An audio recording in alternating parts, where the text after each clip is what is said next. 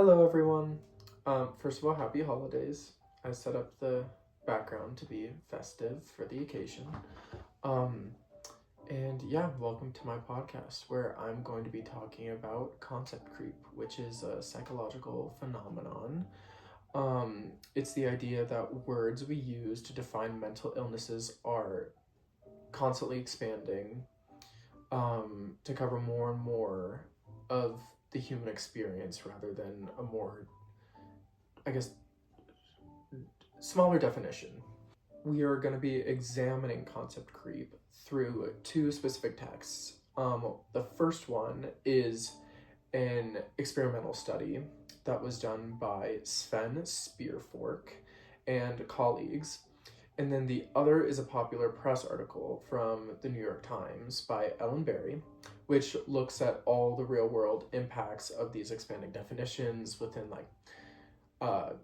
diagnoses and with autism and ADHD, etc. But anyways, let's start off with the experiment, the research done by, oh my gosh, what was his name again? Spearfork. So the study title is Concept Creep in Perceptions of Mental Illness, and they wanted to test a theory called prevalence-induced concept change, which essentially they wanted to know if we stop seeing severe examples of mental illness, do our brains lower the bar and start labeling mild behaviors as sick just to fill the gap. And their sample was 138 participants and showed them a series of statements describing different behaviors. And there were some that were clearly mental illnesses, like hallucinations. However, there were some that were totally healthy behaviors that caught some of the participants off guard, and also some were ambiguous. They split the people into two groups. The first group was a steady stream of severe mental illness examples, so like the hallucinations example that I gave before. But the second group of researchers did something kind of tricky, and as the experiment went on, they slowly reduced the number of severe cases that the participants saw, just to, mess around with them, I guess, a little bit. And then what they found in the second group, as the severe cases were disappearing, was that the participants actually started expanding their definitions of mental illnesses. They began labeling the ambiguous behaviors and some of the healthy ones as disorders. So kind of flip-flopping there. And the study suggested that when the signal,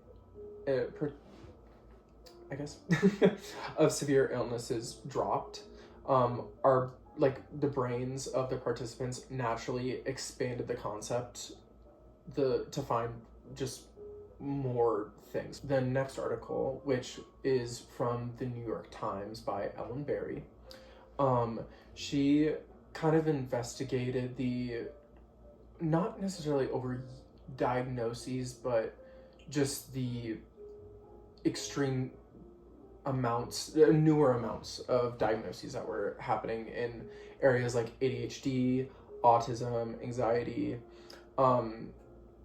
and like milder versions of those disorders as well. And she introduced a metaphor that she called the Rumpelstiltskin effect, which obviously, like the fairy tale, how does it go actually? Now that I think about it, I forgot. Wait, isn't it like, never mind. But the moment that the woman guesses the name, he loses the power over her, and doesn't she? I thought it was like getting her baby, right? Anyways, but Barry argues that for many patients, getting a diagnosis feels exactly like that. It's a moment of revelation. And it stops the years of self-blame instead of thinking I'm broken or I'm lazy or just something self-deprecating that, a person can say, oh, my brain just works differently, or just I was born with this, it's not because of me. Anyways, but Barry also warns that this relief comes with a trap, which she discusses the self-fulfilling prophecy, and how if you diagnose a young person with a disorder based on a mild symptom, they might start identifying with that illness, and that they can become trapped by a sense of biological inevitability. That was a hard word to say for some reason. Viewing temporary struggles as permanent defects, which I actually kind of dealt with for a little bit when I first was diagnosed with. Well, originally it was ADD because it was all the way back in 4th grade, and you could have ADHD or ADD at the time. But yeah, I started just kind of like succumbing to like being different or having something and thinking that like, oh, this like is drastically affecting me, and like there's like all these medications aren't working, so like there's nothing I can do, and I just woe is me. But yeah, eventually over time I grew out of it. But nonetheless, the way that we can connect the two articles are, well, study slash article, is that Spearfork, his study explained how the expansion of kind of the, not necessarily qualifications, but just what a person needs to have, I guess, or like the symptoms that someone has in order to be diagnosed. And this is what Barry is obviously describing in her article. So Spearfork proved that when the prevalence changes, our like humans' concepts will naturally expand. And in our society, in our society, as we talk more about mental health and perhaps see like less untreated severe psychosis or just other diagnoses in our daily lives, our definition of illness has crept outward. Yeah, because the concept creep is why people in Barry's article are getting diagnoses for the milder symptoms today that they wouldn't have received, obviously, like, even when I was like, well, no, because I got a severe diagnosis. But, yeah, for milder symptoms today, they would not have received the same diagnoses 20 years ago. For something to connect back to in the course, I thought about the associative machine in chapter 4 of Thinking Fast and Slow by Daniel Kahneman. Kahneman describes how obviously our system 1 is like fast, quick thinking, like emotional, very immediate response, and it's constantly building a coherent reality based on all of our associations that are happening in our head.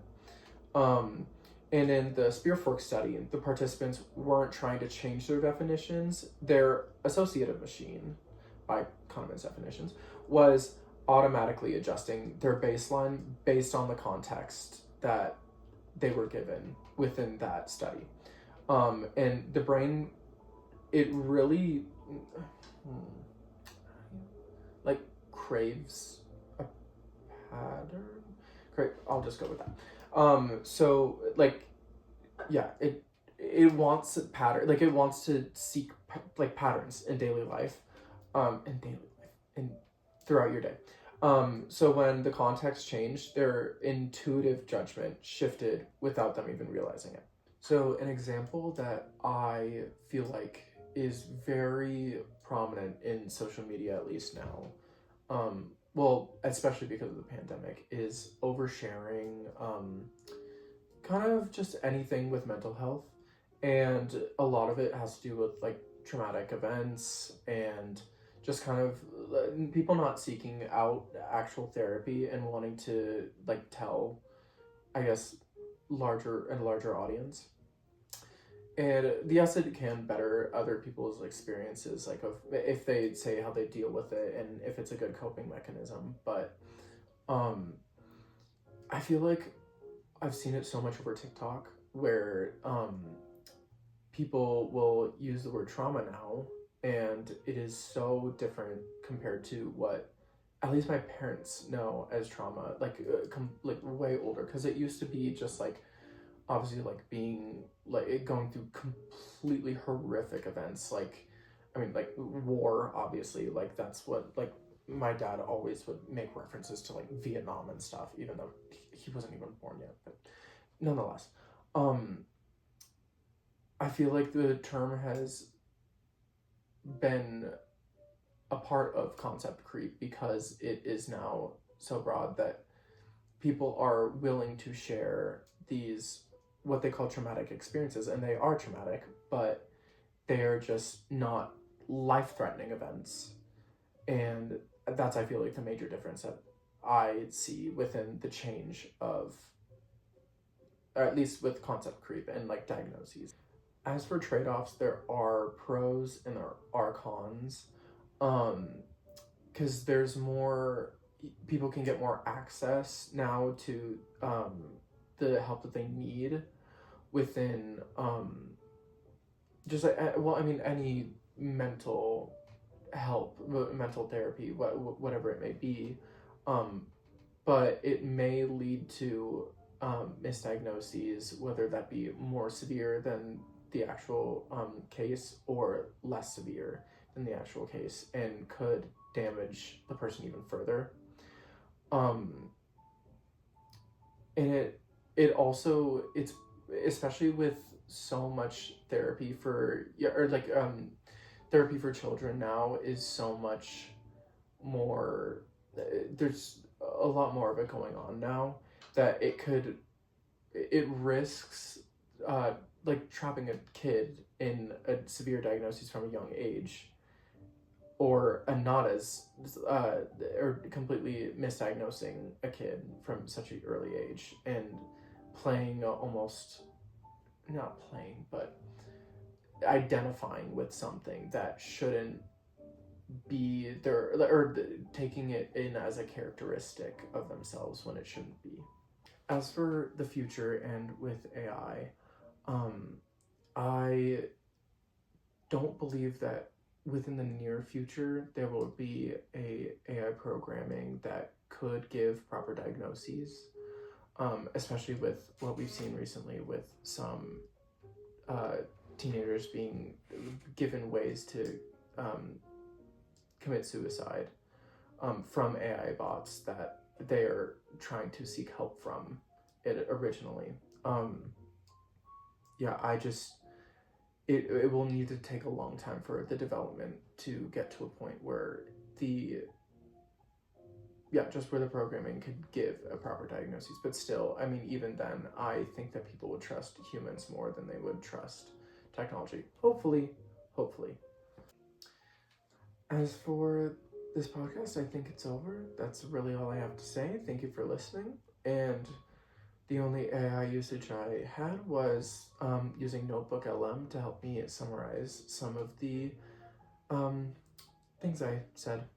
But yes, hope you have a great rest of your holidays, and yes.